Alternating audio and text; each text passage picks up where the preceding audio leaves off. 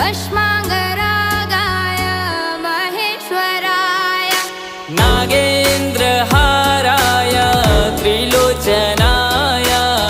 भस्माङ्गरागाय महेश्वराय नित्याय शुद्धाय दिगम्बराय तस्मै नकाराय नमः शिवाय नित्याय शुद्धाय